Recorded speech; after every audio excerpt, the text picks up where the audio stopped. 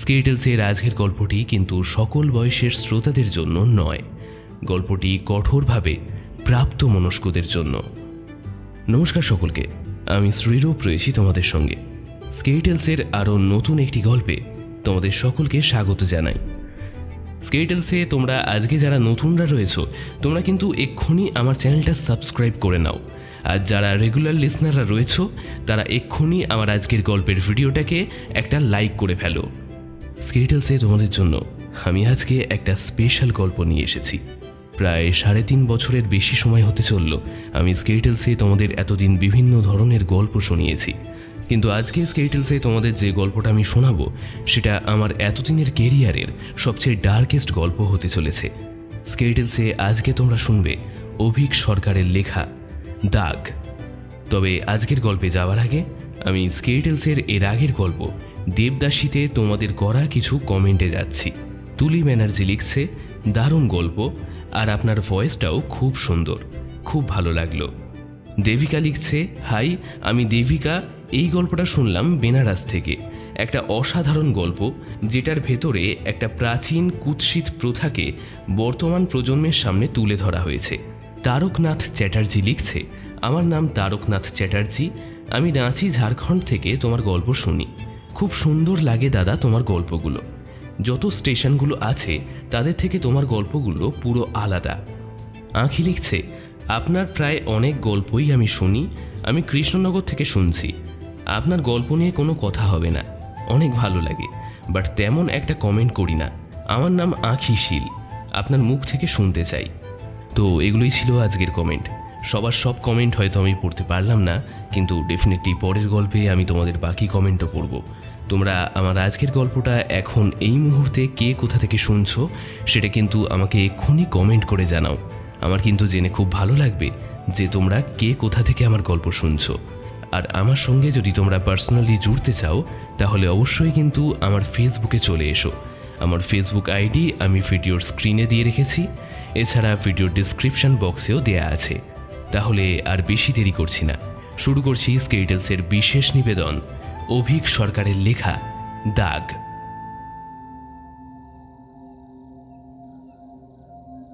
ছেলেটা উঠে যাওয়ার পরেও পা দুটো অনেকক্ষণ ফাঁক করে আচ্ছন্নের মতন কুন্তি শুয়ে থাকে।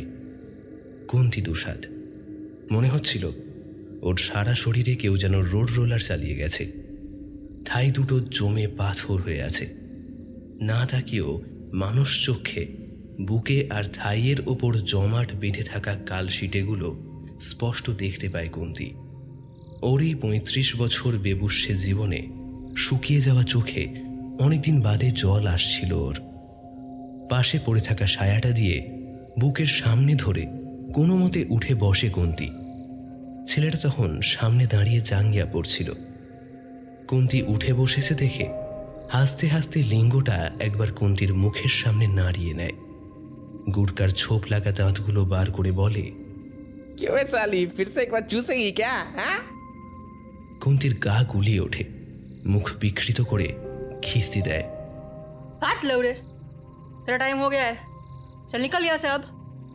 ছেলেটা অবশ্য কোনো তাড়াহুড়োর লক্ষণ দেখায় না।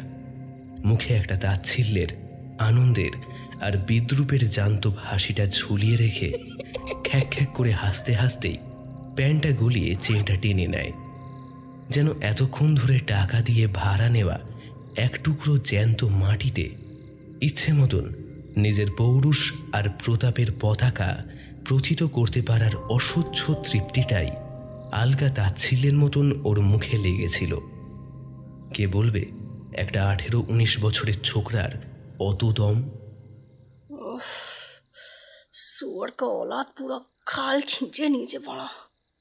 থাইয়ের উপর ফোলা জায়গাটা হাত দিয়ে বোলাতে বোলাতে আর চোখে ছেলেটার দিকে কুন্তি তাকায়। পয়সা দিয়ে রেন্ডি চুদতে এসছে বলে এইভাবে রাক্ষসের মতো খায় কেউ? মালটা যখন ঢুকলো তখন তো মনে হলো ভদ্রলোকের বাচ্চা। অবশ্য খাল পরে রেন্ডির সামনে প্যান্ট খুলে কেই বা ভাতটা চোদাতে আসে, তা আবার আসানসোলের মতো এই আধা বিহারি আধা বাঙালি শহরে। साला लौड़ा जानवर का जात है ये साला। জানোয়ারের জাতি বিহারিগুলো মা। একদলা শুকনো থুতু ঘরের কোনায় কুন্তি ছুঁড়ে দেয়। নিজের জাত ব্রাদারদের খুবই ভালো চেনেও, তার উপর এই হারামিটা তো আরও সরেস। ঢুকেই আলো নিভিয়ে দেয়, আর তারপরেই কাপড় খুলে সরাসরি দমাদম চার্জ করা শুরু। আর তার সঙ্গে অকথ্য খিস্তি দিচ্ছিল। উফ, এখনো কান গরম হয়ে আছে কুন্তির। 15 বছরের বেশ্যাবৃত্তির জীবন কুন্তির, এমন খিস্তি আর কখনো ও শোনেনি। একবার ওর মায়ের নাম করে দুটো বাজে কথা বলতে ও মৃদু প্রতিবাদ করতে গেছিল, কিন্তু গালে একটা 82 শিক্ষার থাপ্পড় খেয়ে কুন্তি চুপ করে যায়। অবশ্য বেশ্যা মানে তো বেশ্যাই, তা সে তার বয়স যতই হোক। জিন্সটা গলিয়ে ছেলেটা এবার আদুর গায়ে ঘরের একমাত্র আসবাব ভাঙা লাল রঙের চেয়ারটায় বেশ মৌজ করে বসে। পাশে একটা ময়লা পিঠের ব্যাগ থেকে দেশি দারুর একটা পাইট বার করে ও। তারপর কুন্তিকে ইঙ্গিতে বলে গ্লাস আর জলের বোতল নিয়ে আসতে। ছেলেটা জলের ছিপিটা খুলতেই দেশি মদের উগ্র বন্য গন্ধটা ধক করে নাকে এসে লাগে কুন্তির। আর তীব্র বিরক্তিতেই এইবার ফুঁসে ওঠে সে। अबे चूतिया तेरा काम हो गया ना, तो बोतल क्यों खोल रहा है बे? चल लौड़े, अब निकाल यहाँ से, वरना मौसी तेरे कान में डंडा डाल देंगे। ছেলেটা অবশ্য হেলে দুলেই বসে। তারপর খুক খুক করে হেসে বলে, 4 घंटे का पैसे दिए है तेरे मौसी को, उसके ऊपर 100 रुपया टिप्स। अभी हमको थोड़ा रिलैक्स करने दे बेबी। चल अब फटाक से 1 बोतल पानी ला और 2 ग्लास। तुझे भी पीनी है या नहीं? লেওড়া গুড মর্নিং। মৌসিকে বিড়বিড় করে খিস্তি দিতে দিতে ওঠে কুন্তি।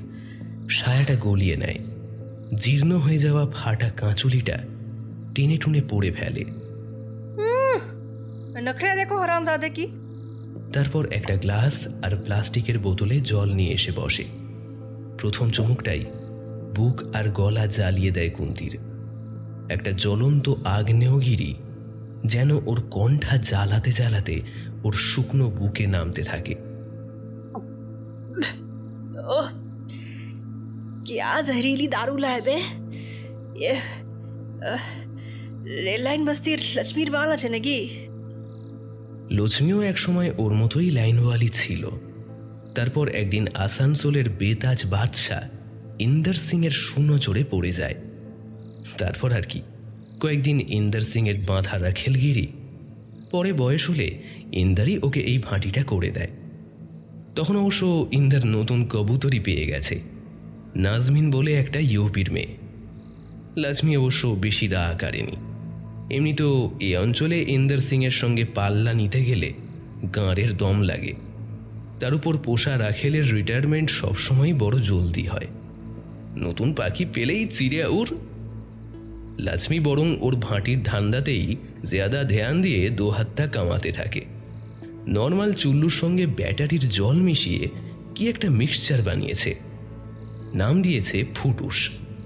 এক একটা চুমুকেই নাকি দিল একেবারে 7 দরিয়া পার রঙ্গিলা আসমানে 56 ছুলাই খেলতে থাকে। অবশ্য লোকে ফুটে যেতেও বেশি টাইম নেয় না, মালটার নামই তাই ফুটুস। প্রথম ঢোকের ধাক্কাটা সামলে টেরা চোখে ছোকরাটার দিকে তাকায় কুন্তি।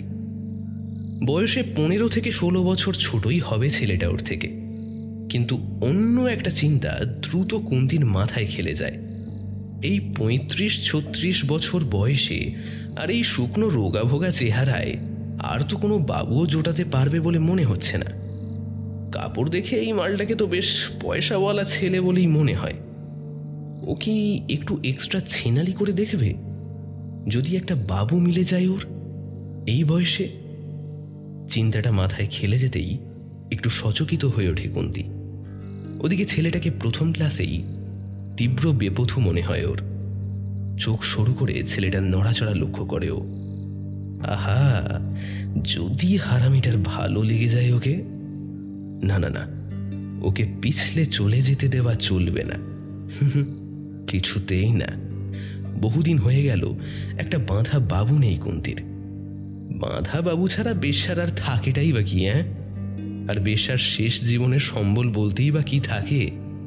থাকে শুধু ভরা যৌবনের সময় এক একটা বাবু ধরে ধরে তাদের একটু একটু করে নিঃস্ব করে নিয়ে শেষ বয়সের জন্য কিছু জমিয়ে রাখা বিদুরের খুঁত। বেশ্যার যৌবন আর গঙ্গামাই কি পানি, এর থেকে দ্রুত আর কি বা বয়ে যায় সময়ের উপত্যকা বেয়ে? কুন্তিরও কি ছিল না? ভরা জাওয়ানিতে কলকাতার বাঙালি আর মারোয়ারি বাবুদের ধরে ধরে কম পয়সাও এককালে কামিয়েছে নাকি? সেই বাজোরিয়া নামের ছেলেটা তো হীরের হার অবধি এনে দিয়েছিল ওদের পারিবারিক দোকানের পুঁজি ভেঙে। সোনার দুল আর আংটিও কি কম পেয়েছে নাকি কুন্তি দুসাদ? এক জীবনে কম পয়সা কামিয়েছে সে। সোনাগাছির নীলকমলের কমল হীরে ছিল কুন্তি, ওরফে প্রিয়া।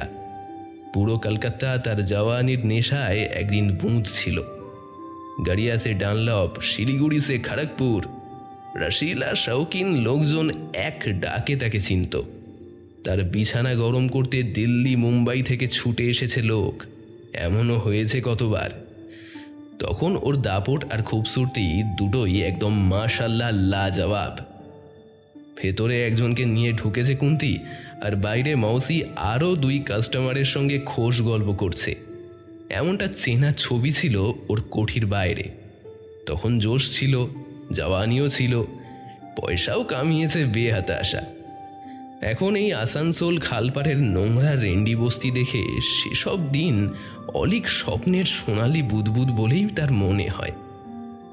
অবশ্য শুরুতে কেউ কি ভেবেছিল যে সিওয়ানের চিতাওলি গ্রামের ভাগচাষী রামচরণ দুসাদের একমাত্র লাডলি বিটিয়া রানী কুন্তির এই হাল হবে? ভেবেছিল কেউ? এমনিতেই ওরা নিচু জাত। রাজপুত বা ভূমিহার বরাম্ভন দেখলে তাদের ছায়া মারানো ওদের কাছে পাপ। উঁচু জাতের মেয়েরা জল নিয়ে গেলে তবে ওদের ঘরে জল আসে। উঁচু জাতের চোখে চোখ রেখে গলা তুলে কথা বলা অবধি নিষেধ।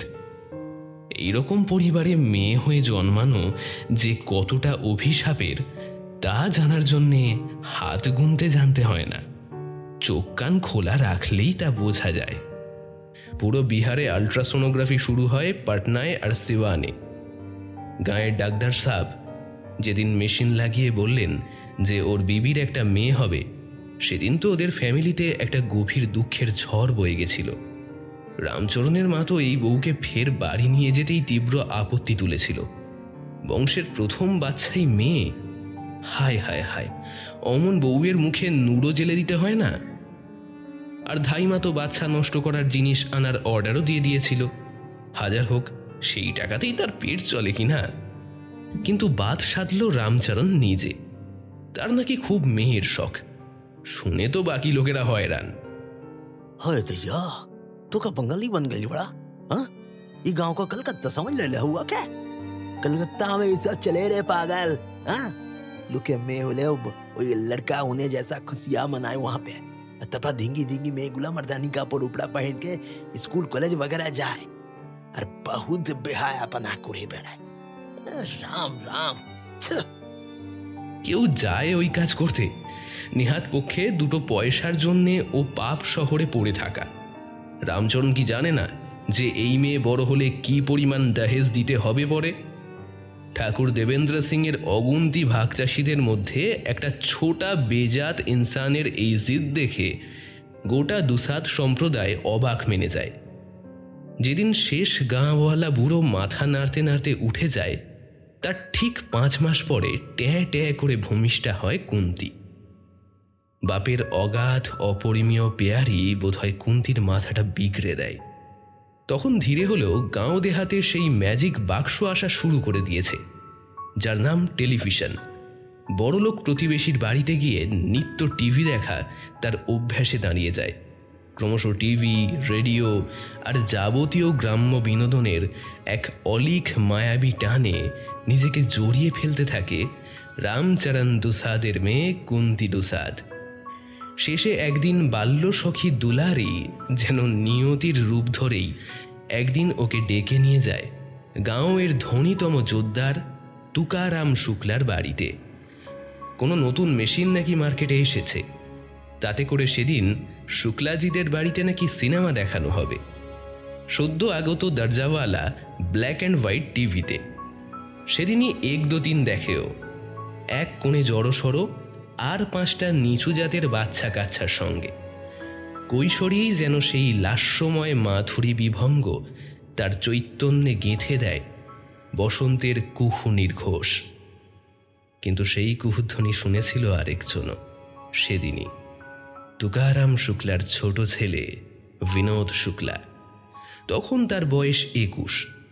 বাপ ও মায়ের অন্ধ আদরে বিগড়ে যাওয়া বিনোদের মেয়ে নাচানো অভিজ্ঞ চোখ ভুল করেনি কুন্তির বারন্ত দেহের ইঙ্গিত পড়ে নিতে। সেদিনই সে তার চামচা ও আরকাঠি বাবুলালকে জানায় তার মনোগত বাসনা। এই উদ্ভিন্ন যৌবনা কিশোরীকে বিছানায় না পেলে এই যৌবন নিয়ে সে কি করবে আর? পরের গল্প অতীব সংক্ষিপ্ত। বছর খানেকের মধ্যে এক মধ্যাহ্নে স্নানরতা কুন্তির দেহে হঠাৎ মাতৃলক্ষণ দেখে আঁতকে ওঠে কুন্তির মা। অবশ্য 2-4টে জোরালো থাপ্পড়ের পর ভীত কুন্তির স্বীকার করতে কোনো দ্বিধা ছিল না যে এই দেহমন সে কোন কালা চাঁদে সপেছে। রামচরণ সোজা সরল মানুষ, খবরটা শুনে ঘরের দাওয়ায় খানিকক্ষণ চুপ করে থুম মেরে বসে থাকে। তারপর উঠে গিয়ে বাঁধানো লাঠি গাছাটা নিয়ে সে সোজা তুকারাম শুক্লার গদিতে গিয়ে হাজির হয়। তুকারাম তো এই দুসাদের বাচ্চার সাহস দেখে একেবারে অবাক। বলে কি গর্দাখোরটা, বলি দুসাদ চামারের মেয়েদের সঙ্গে অমন একটু আধটু দুষ্টুমি বরাম্ভন কি ভূমিহার কি রাজপুতের ছেলে ছোকরাটা করেই থাকে, তাই বলে কি তাকে বিয়ের সওগাত ভাবতে হবে নাকি? বলি জাত ধারাম বেজাতের ছুঁই অছুঁই সমাজবিধি সবই কি গাধার গাঁড়ে দিয়েছে নাকি হারামিটা? আহা, হিরের টুকরো ছেলে ছোকরা সব। আরে ওদেরও তো একটু খেলার মাঠটা চাই নাকি? আর নিচু জাতের মেয়েগুলো তো জন্মেছেই ওই জন্য। এর জন্যে অমন সোনার চাঁদ বিনোদের সঙ্গে এই নাচনিয়া মেয়ের বিয়ে দিতে হবে? ছ্যা ছ্যা ছ্যা, এই হারামি দুসাত্তার কি মাথা খারাপ হয়ে গিয়েছে? ঠিক এই ভাষাতেই রামচরণকে বোঝাবার চেষ্টা করেছিল তুকারাম। তোর মাথা খারাপ हो गईल बका, अब का करी? तुहर बेटी के संग बिहार करावे के पड़ी का? अभी दिन आ गईल बा का विराम बन के घरे दूदास चामार की बेटी बिहार होके आई। सुन ले रे रामचरण, तुहरे बेटी का चलन ठीक नहीं के बा। वो कुतिया साली लड़की अपन दिया चरित्र से लइकन से फसावत वाली। हाँ, তখন বিহারে অগ্নিগর্ভ সময়। আস্তে আস্তে দরিদ্র নিপীড়িত নিচ বর্ণের লোকেদের সংগঠিত করেছে সিপিআইএম লিবারেশন, লোকে বলে মালে। তাদের সঙ্গী লাল সেনার বন্দুকের নলের নিশানায় প্রতিটি উচ্চবর্ণের জমিদার, জোদ্দার ও সম্পন্ন চাষি। ওদিকে উচ্চবর্ণের জমিদারেরাও চুপচাপ বসেছিল না কিন্তু। সানলাইট সেনা, ব্রহ্মর্ষি সেনা ইত্যাদির নামে তারাও তৈরি করছিল তাদের ভাড়াটে খুনির দল। পরবর্তীকালে এসব দলই মিশে গিয়ে তৈরি করবে ভারতের ইতিহাসের কুখ্যাত গণহত্যাকারী মিলিশিয়া রণবীর সেনা। তার নেতা হিসেবে উঠে আসবে শীতল ও ধীর স্থির মস্তিষ্কের একজন খুনি, মুখিয়া ব্রহ্মেশ্বর সিং। সেই রাতেই রামচরণ যোগাযোগ করে লাল সেনার সঙ্গে। কাহিনী বেশ পেকে আসার আগেই বর্ষার এক রাতে বিনোদের সঙ্গে ঘর ছাড়ে কুন্তি। লম্পটটা কুন্তির মধ্যে কি দেখেছিল কে জানে। তখন কুন্তি আবার 8 মাসের গর্ভবতী। কাজটা বিপজ্জনক ছিল বলাই বাহুল্য, তবে কুন্তি চেয়েছিল। অবশ্য কি চেয়েছিল আজ আর তার মনে পড়ে না। তোমরা শুনছো স্কেটলসের বিশেষ গল্প অভিক সরকারের লেখা দাগ। গল্পটা এতদূর ভালো লাগলে অবশ্যই ভিডিওটাকে একটা লাইক করো, এবং স্কেটলসে নতুন হয়ে থাকলে অবশ্যই আমার চ্যানেলটা এক্ষুনি সাবস্ক্রাইব করো। আজকের গল্প থেকে তোমাদের জন্য প্রশ্ন। গল্পে কুন্তি প্রথমে কার সঙ্গে প্রেম করে বাড়ি ছেড়ে পালিয়েছিল? তোমরা কমেন্ট করে আমাকে সঠিক উত্তর জানাও।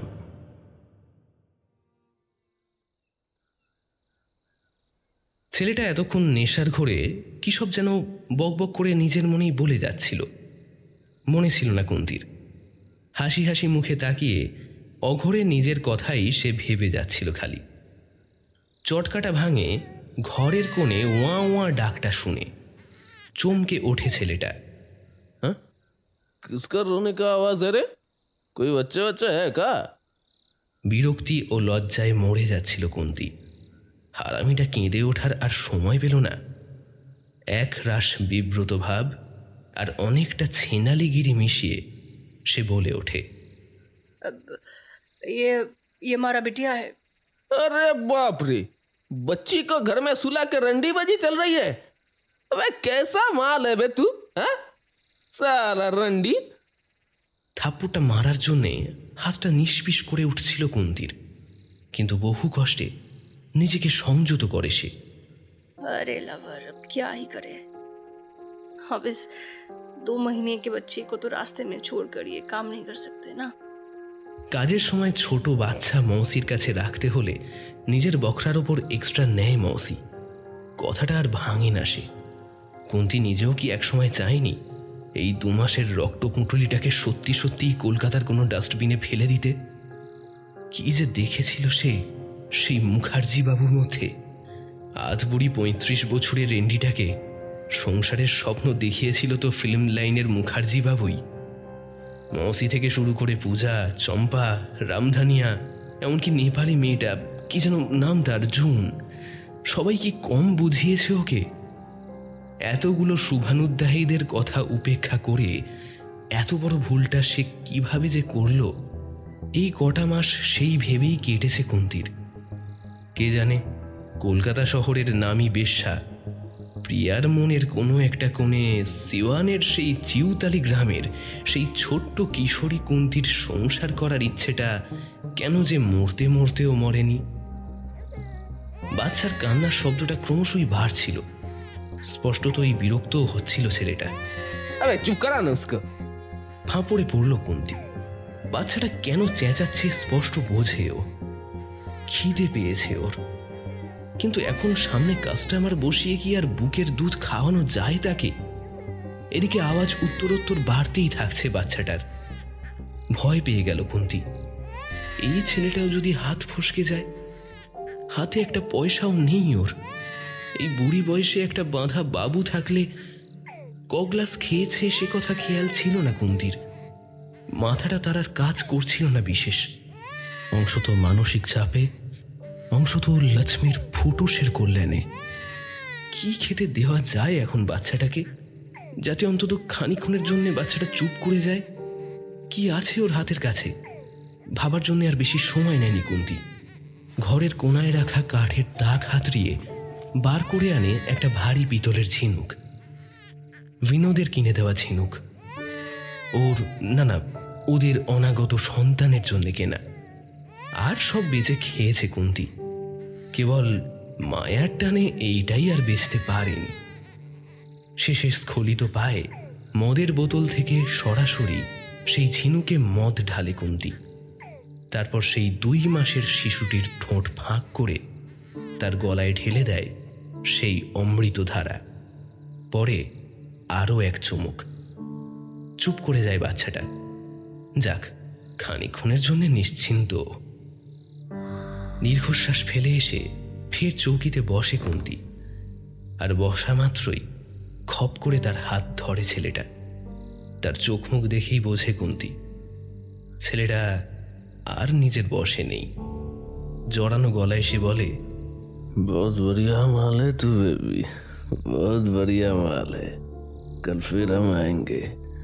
जरा मेरे पास आ, तो जल्दी से फटाक से किस दे दे मेरे को।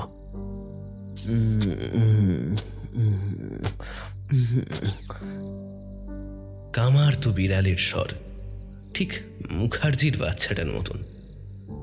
চুমু খেতে খেতে ভাবে কুন্তি, মালটা ওকে বিয়ে করে নিয়ে তুলেছিল বেলেঘাটার এক বস্তিতে। তখন কি তো আজ তার, বাব্বা! মাঝে মাঝে ভুল হয়ে যেত কুন্তির। সে কি স্বর্গে আছে নাকি? এত সুখও তার কপালে লেখা ছিল। মা গো মা, কৈশোরের সেই অধরা স্বপ্ন কি সত্যিই এবার সফল হতে চলেছে তার জীবনে? আসলে প্রথমবারের কথা ভাবতেই ফের চোখে মুখে রক্ত উঠে আসে কুন্তির। তখনই বোঝা উচিত ছিল তার, এত সুখ ঈশ্বর তার কপালে লিখে দেননি। যেদিন ও আর বিনোদ পালায় মহল্লা ছেড়ে, তার 3 দিন পরেই ভাগলপুরে দাঙ্গা শুরু হয়ে যায়। সেই তালে গোলে তাদের পালাতে যে সুবিধাই হয়েছিল সে কথা অস্বীকার করতে পারে না কুন্তি। পরের 1 মাস প্রায় স্বপ্নের মতোই ওর কেটেছিল। বিনোদই ওকে ভর্তি করে দেয় ট্যাংরার দিকে একটা নার্সিং হোমে। টাকা জুগিয়েছিল টুকারামের গাল্লা ভেঙে আনা কাঁচা ক্যাশ। যেদিন ওর বাচ্চা হয় সেদিন আনন্দে কেঁদে ভাসিয়েছিল কুন্তি, এখনো মনে আছে। ভাবতে ভাবতে পরের গ্লাসটা বানাতে বানাতে হাত কেঁপে যায় কুন্তির। ছেলে হয়েছিল ওর, তাগড়া একটা বেটা। বাচ্চা হওয়ার 2 দিন বাদে ওরা ঘরে ফিরে, মানে ও আর বিনোদ। তখন ওরা উঠে এসেছে উল্টোডাঙ্গার পিছনে একটা বিহারি বস্তিতে। কিন্তু ওখানে না থাকলেই হয়তো ভালো হতো, এখন ভাবে কুন্তি। নিশ্চয়ই ওদেরই কোনো দেশওয়ালি ভাই ওদের খবরটা সিওয়ানে পৌঁছে দিতে একটুও কসুর করেনি। তারপর যা হয়, ওরা সব দলবল নিয়েই এসেছিল। শুক্লাজি নিজে, তারপর বিজেন্দর, ঘনশ্যাম, ছোটনিয়া, আরও অনেকে। বিনোদকে তুলে নিয়ে যেতে ওদের কোনো অসুবিধাই হয়নি। কুন্তি পাগলের মতো হ্যাঁচর প্যাচর করে এর পা জড়িয়ে কাকুতি মিনতি করল, বুক ফাটিয়ে কাঁদল, কিন্তু কিছুতেই কিছু হয়নি। বিনোদকে ওরা তুলে নিয়েই গেছিল, আর নিয়ে গেছিল ওদের বাচ্চাটাকেও। হাজার হোক খানদানের বেটা বলে কথা। সেদিনটার কথা ভেবে অনেক চোখের জল ফেলেছে ও। আজকাল আর ওর কান্না টান্না তেমন কিছু আসে না। বিনোদ কেন ফিরে আসেনি এ নিয়ে পরে অনেক ভেবেছে ও। কি জানি, হয়তো পরে ফিরে এসেছিল, তখন কি আর কুন্তি পড়ে আছে সেই বস্তিতে? একলা মেয়ের চোখের জল মোছাবার মতন হাত কম আছে নাকি কলকাতা শহরে? সেই অগণিত হাতেরই কেউ একটা তাকে সযত্নে তুলে নিয়ে আসে সোনাগাছিতে। তাছাড়া আর কি বা করতো কুন্তি? এই কথাটা পরে আরেকবারই ভুলতে চেয়েছিল কুন্তি।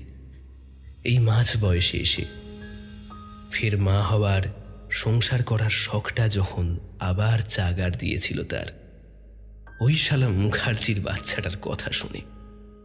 সেই ভুলের মাসুল সে এখন গড়ায় গন্ডায় চোকাচ্ছে। বাচ্চাটা জন্মাবার দিনই খবরটা পায় কুন্তি। তার নার্সিংহোমে থাকার সুযোগ নিয়ে কুন্তির জমানো গয়না, টাকা কড়ি সব কিছু নিয়ে ভেগেছে তার রসিক বাঙালি নাগর।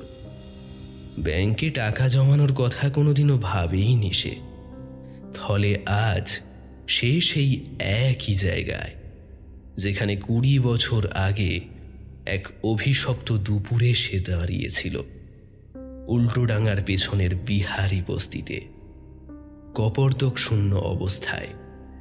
বাচ্চা কোলে আধবুড়ি বেশ্যাকে আর ফিরিয়ে নেয়নি সোনাগাছি। শেষে অনেক বলে কয়ে এই আসানসোলের মতন আধা বাঙালি আধা বিহারি শহরে রেল বস্তিতে থাকতে আসা। ততক্ষণে উঠে দাঁড়ায় ছেলেটা। 18-19 বছরের সেই দীর্ঘ পেটাই রিজু দেহ মদের ঝোঁকে টলতে থাকে। তারপর পকেট থেকে দোমড়ানো মোচড়ানো 2 50 টাকার নোট বার করে কুন্তির কাঁচুলির ভাঁজে গুঁজে দেয়। তারপর জামাটা পরার বদলে হাতে নিয়ে ঘুরে দাঁড়ায় ছেলেটা। টলতে টলতে এগোতে থাকে দরজার দিকে। আর তখনই দাগটা চোখে পড়ে কুন্তির। ঘরের মধ্যে 60 ওয়াটের বাল্বের সামান্য আলোতেও দাগটা চিনতে তার ভুল হয় না। ছেলেটার ডান কাঁধে গাঢ় বাদামি রঙের একটা এবড়ো খেবড়ো দাগ, প্রায় ভারতবর্ষের ম্যাপের মতন। জন্ম দাগ। এই দাগটা চেনে কুন্তি, খুব ভালো করেই চেনে সে। যে কটা দিন নিজের প্রথম স্নেহের পুত্তলিটি নিয়ে সে স্বর্গ সুখের খেলায় মেতেছিল, তখনই কুন্তি খেয়াল করেছিল এটা। ছেলের ডান দিকের কাঁধে ভারতের ম্যাপের মতন একটা ছোট্ট বাদামি দাগ। দুনিয়াতে আর অন্য সব কিছু ভুলতে পারে কুন্তি, কিন্তু এই দাগটা সে মরে গেলেও ভুলতে পারবে না, কিছুতেই না। আর সেই দাগের মালিক 18-19 বছরের ছেলেটা পেরিয়ে যাচ্ছিল বস্তি বাড়ির অন্ধকার গলি দিয়ে। সেদিকে তাকিয়ে থাকতে থাকতেই কথাটা কে যেন হঠাৎ করে তার চৈতন্যের জ্বলন্ত শাবলের মতন গেঁথে দিল। নিজের আত্মজের সঙ্গে শুয়েছে কুন্তী, এইমাত্র পয়সার বিনিময়। তীব্র বিষের প্রভাবেই হোক বা নিজের ছেলের সঙ্গে শোয়ার গ্লানিতেই হোক, ভিতরটা কেমন যেন গুলিয়ে উঠছিল কুন্তীর। একটা অন্ধ ক্রোধ তার তলপেট থেকে উঠে যেন ব্রহ্মরন্ধ্র অবধি জ্বালিয়ে দিতে চাইছিল। কতক্ষণ একইভাবে বসেছিল তা জানে না কুন্তী। চটকা ভাঙে দরজায় ঠক ঠক শব্দ শুনে। नया कस्टमर आया है रे, 500 रुपए देगा बोल रहा है, मेरा खर्चा अलग, झटपट तैयार हो ले रे बाबू। সঙ্গে মহসির গলা। উঠে দাঁড়ায় কুন্তী, মেঝে থেকে শাড়িটা কুড়িয়ে নিয়ে পরে, চোখে কাজল দেয়, ঠোঁটে সস্তা লিপস্টিক। খানিকক্ষণ স্থির হয়ে নিজেকে দেখে। তারপর দরজা খুলতে যাওয়ার আগে হঠাৎ করে ওর বাচ্চাটার কথা মনে পড়ে। অনেকক্ষণ থেকে টুঁ শব্দটা নেই যে। দ্রুত পায়ে গিয়ে কাঁথাটা সরায়ও না, ঘুমিয়ে পড়েছে বাচ্চাটা। কিন্তু ঘুমিয়ে পড়লে বুক ওঠানামা করছে না কেন? সন্তর্পণে বাচ্চাটার বুকে হাত রাখেও, কিন্তু কোনো কিছুর স্পন্দন টের পায় না যে। দ্রুত কান পাতে বুকে, না কোথাও সেই ক্ষীণ লাবডুব শব্দও নেই। শেষে নাকে হাত দেয়, নিঃশ্বাসেরও চিহ্ন মাত্র নেই। পাগলের মতো ঠান্ডা হয়ে আসা শরীরটা ঝাঁকাতে থাকে কুন্তী। হতে পারে না, এ হতে পারে না। দুটো জোরে থাপ্পড় মারে গালে, যদি একবার কেঁদে ওঠে বাচ্চাটা। কিন্তু না, নেই, কোনো সারা শব্দ নেই। ব্যাটারির অ্যাসিড মেশানো লক্ষ্মীর ফুটুস সাপের বিষের তীব্রতা চিরকালের মতন ঘুম পাড়িয়ে দিয়েছে বুভুক্ষু শিশুটিকে। 60 ওয়াটের বাল্বের গাঢ় অন্ধকারের মধ্যে স্থাণু হয়ে বসে থাকে কুন্তী। হাহারে, মেয়েটা তো শুধু একটু খেতেই চেয়েছিল। ধীরে ধীরে কাঁথাটা দিয়ে ছোট্ট শরীরটাকে ঢেকে ফেলে কুন্তী। তারপর ক্লান্ত পায়ে আয়নার সামনে দাঁড়ায়, বেশবাস ঠিক করে নেয় সেই আধবুড়ি বেশ্যা মেয়েটা। তারপর দরজা খুলে দাঁড়িয়ে থাকা কাস্টমারকে হাসি মুখে আপ্যায়ন করে ডেকে নেয় ভেতরে। তারপর শেকল তুলে বন্ধ করে দেয় দরজাটা। বাচ্চাটাকে শ্মশান ঘাটে জ্বালাতে গেলেও তো 500 টাকা লাগে নাকি?